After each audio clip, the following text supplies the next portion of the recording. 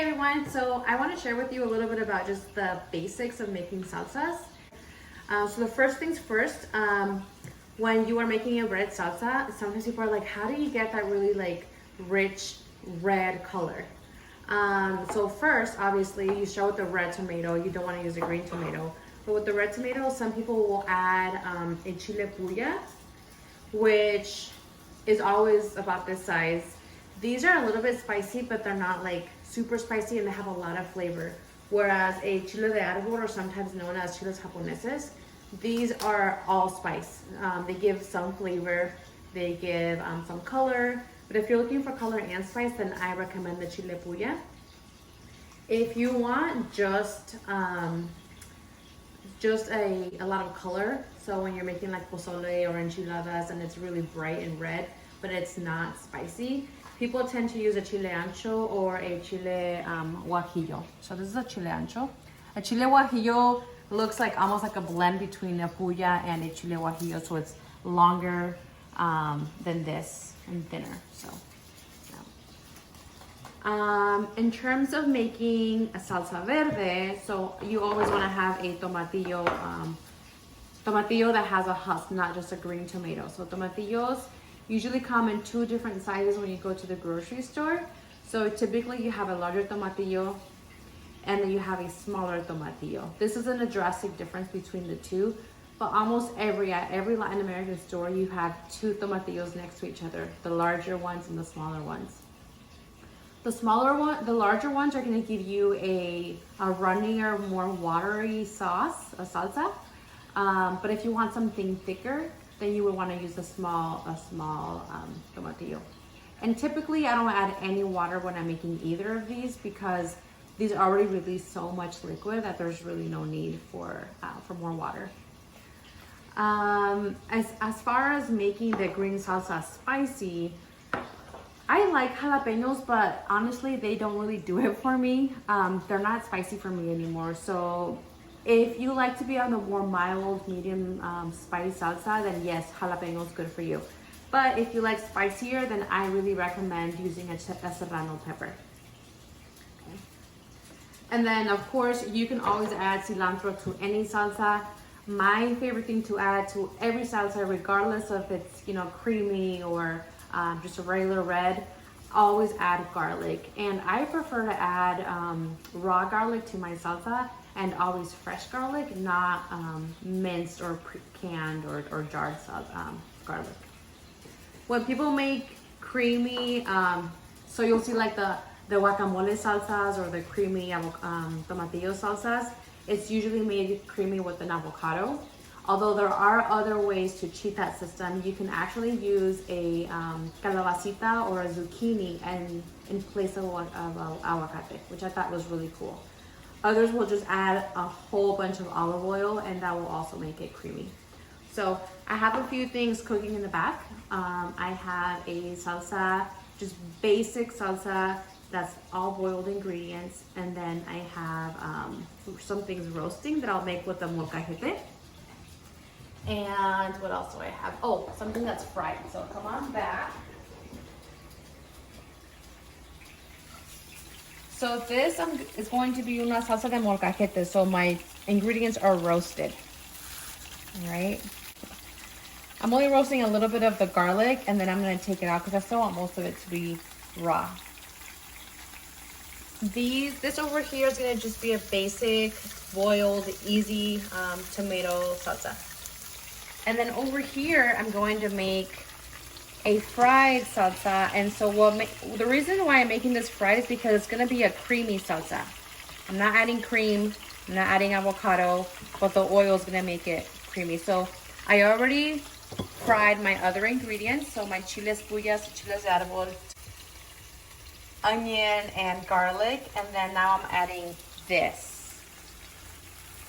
These are all my ingredients, of course salt as well. But once I blend it, you're gonna notice that it's creamy, and that's gonna be because of the oil. So I'll be doing that here in a couple of minutes.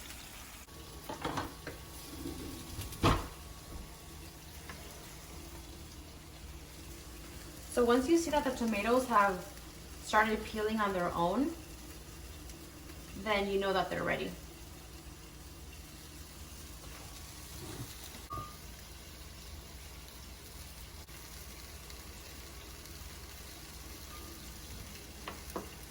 I'm adding 2 serranos for 3 tomatoes. That'll be pretty spicy, but edible. Ahí está bien caliente. I'm adding onion. And then don't forget what I mentioned earlier.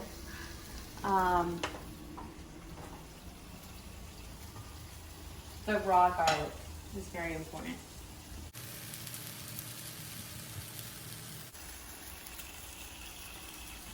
So I'm adding the garlic, salt, and then I'm gonna blend this.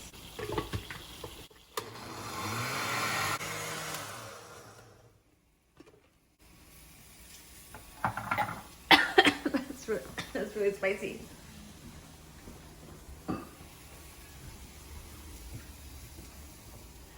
See how I added no water and it's still pretty runny because the tomatoes have so much liquid in them already. I would use this salsa to put like over my eggs. I could even make chilaquiles out of this. Chips. I mean, you can use this salsa for anything. I feel like it's a really good staple.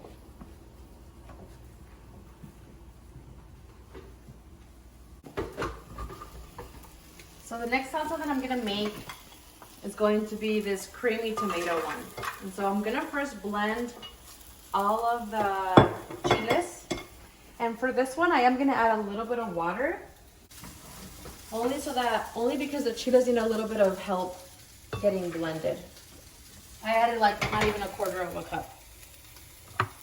I'm also gonna add my salt in here.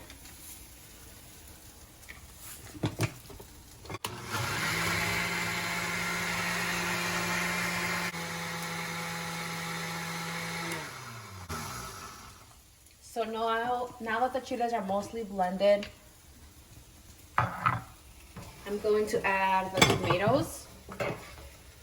And I'm gonna be generous. I'm not gonna remove the oil because I actually need this oil.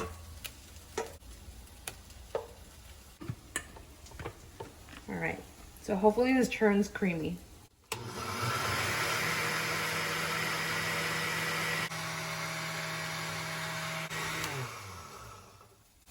All right. I'm not even gonna dare put my face in there to smell it because, and there I did it anyway, because it's spicy. Pero it smells so good. Check this out.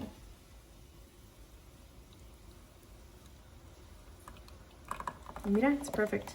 Perfect amount. This is really good on tacos. I mean, it's really good on anything, but I would have it on tacos. So as you see, there's no cream in there. The reason why it's like this, as opposed to this one, is because it's fried. Voy a probar. Oh my God. It's so spicy, but it's so good. It's so good. I love it. Yeah. So I really like using the molcajete because it really takes us back to our indigenous roots. And this is what people used to use to grind up almost everything. You can find these mostly at Mexican grocery stores or in Mexico. I used to have one from TJ Maxx, but that's not made out of like a volcanic rock. And so at TJ Maxx or Marshall's, they have, so this is the difference, right? This is a real molca, the pesto. And this is what the stores in the US sell. And so these are not as effective because you don't have like the rock to rock really just grinding. I actually tried bringing one back from Mexico a couple of years ago, and I tried to get it through security and they were like, you can't get that through. I'm so sad. So I had to leave it because they saw it as a weapon. So about a year later, my friend Javier, he actually brought me one back in his suitcase. And so for him to bring this back, I mean, this weighs a good 10 pounds at least, I don't know. I really appreciate that. So I cured it. You have to cure it before you use it, and maybe I can do a different video on that later. But to make the salsa, you first want to like season your space, your canvas. And so I use salt, and garlic. I'm gonna add the onion in here too. And it's just easier to do this from the beginning as opposed to, it's really hard to do the onion. But adding salt in there helps because it gives it more like traction, I think.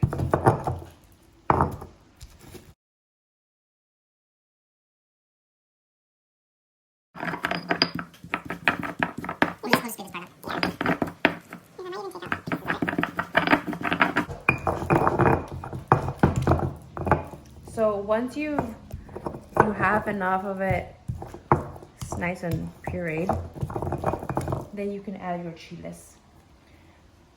Ideally, removing part of the skin is good. If you like the burnt pieces, then yeah, keep them of course, but it also makes it easier to grind them up. So I removed most of it, but not all of it. It's not a big deal. Oh, I have something in my eyes. Just kidding. ¿Te imaginas? Oh my God. Especially with serranos. Híjole.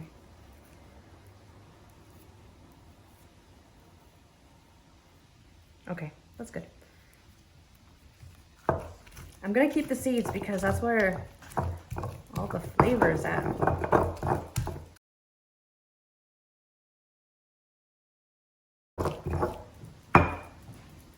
If you don't have a molcajete, you could technically, I mean, you can use anything else. You can use a porcelain bowl, like the one that I showed you from TJ Maxx or Marshalls.